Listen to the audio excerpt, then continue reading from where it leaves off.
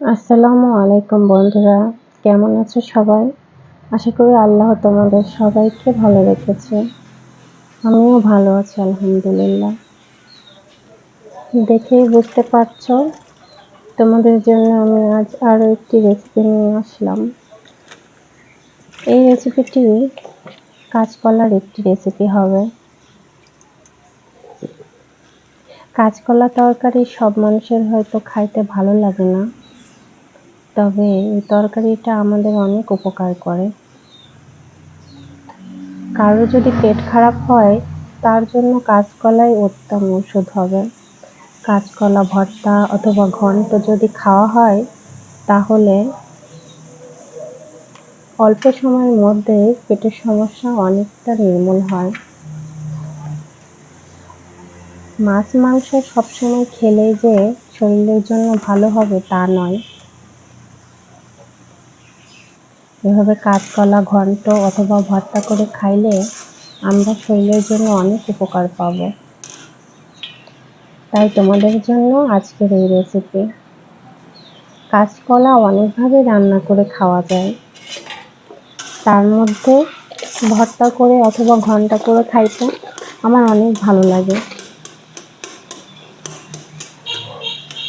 বন্ধুরা, আজকের কলাটা কিন্তু আমার গাছের ছিল, আমি নিজে হাতে গাছ লাগিয়েছি, আর সেই গাছের কলাই আজকে কিন্তু রান্না করে তোমাদেরকে দেখাচ্ছি।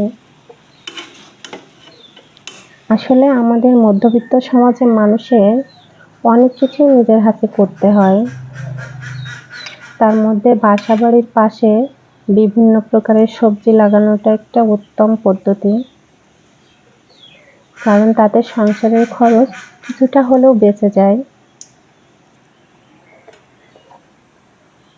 আমি কিন্তু আমার বাসার আশেপাশে যেসব খালি জায়গা রয়েছে সেগুলোতে চেষ্টা করি যে যখন যে মৌসুমে যেসব সবজি পাওয়া যায় আমি লাগানোর চেষ্টা করি। বন্ধুরা,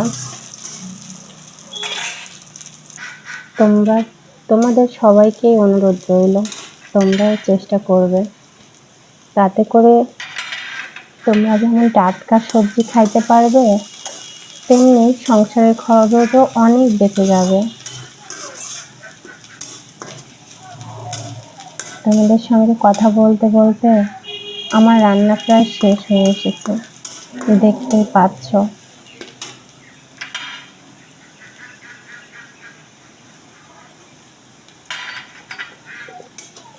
আমি কলাটা তেলানি দিয়ে দিচ্ছি। তেলানি দেওয়ার জন্য আমি ব্যবহার করেছি পেঁয়াজ কুচি আর রসুন বাটা। রসুনটা হাত থেকে করে নিয়েছিলাম বন্ধুরা। পেঁয়াজ রসুনটা লালচে করে ভেজে তাতে আমি সামান্য কিছু জিরা ছড়িয়ে দিয়েছিলাম ফোড়ন দেওয়ার জন্য। তারপরে এভাবে অল্প সময় নেড়ে চেড়ে মিশিয়ে আমার রান্নাটা হয়ে যাবে। এবার আমি নামিয়ে নিব।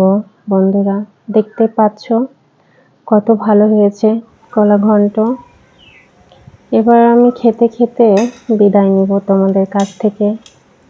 যদি ভিডিওটি ভালো লাগে বন্ধুরা, অবশ্যই লাইক, কমেন্ট এবং শেয়ার করবে। ফেসবুক থেকে যদি দেখে থাকো তাহলে অবশ্যই ফলো দিয়ে পাশে থাকবে, আর যদি ইউটিউব চ্যানেল থেকে দেখো তাহলে সাবস্ক্রাইব করবে।